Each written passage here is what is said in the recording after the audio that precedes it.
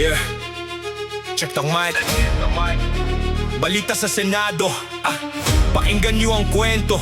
Mga tagapag-usig daw pero teka, parang may mali rito.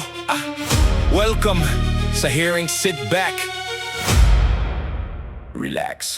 Pumasok sa bulwagan, naglalakihang mga bituin. Mga senador na sikat na akala mo'y walang dumi sa salamin. Binuksan ng sesyon na kumiteng asul na laso. Pero kung titignan mo ang listahan ng dami nilang kaso, sila ang mag-iimbestiga sa mga kurakot at kawatan. Yung sarili nilang doket, puno ng kasong nakaabangan. May plunder, may graft, malversation of funds. Tapos sila ang may hawak ng hustisya sa kanilang hands. Nakasimangot sa TV, akala mo'y galit na galit. Pero sa likod ng kamera, mga kaso nila'y pilit ginigipit. Paano maglilinis ang isang basahan na marumi? Kaya ang asul na laso naging kulay ng tae at pusali. Itali ang bulok na laso sa puno ng akasya.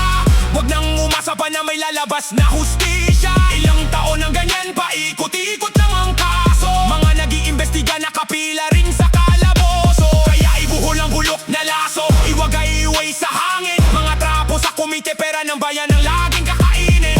Tie a rotten ribbon round the Senate tree. Welcome to the Bulok Ribbon Committee. Mr. Chairman, point of order. Sigaw ng isang nasasakdal habang yung katabi niya may pending na kasong kriminal. Grandstanding sa mic, papogi point sa eleksyon. Pero ang resulta ng hearing walang malinaw na direksyon.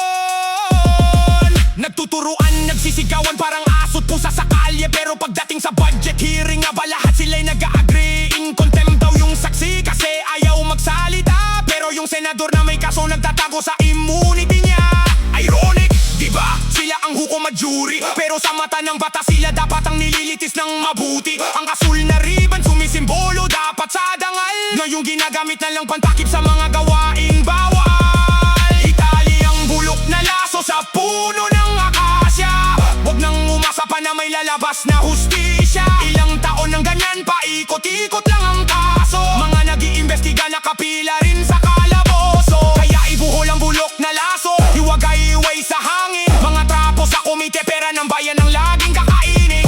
Tie a rotten ribbon round the Senate tree. Welcome to the Bulok Ribbon Committee. Gising na Pilipinas, buksan ang mga mata sa mga sirkong ginagawa ng mga pinuno sa bansa. Pinagmumukha tayong tanga sa harap ng telebisyon. Ginagawang entablado ang pambansang institusyon. Ang tagalinis, siya pa ang nagkalat sa kasaysayan ng bayan. Ng peklat ay nakamulat.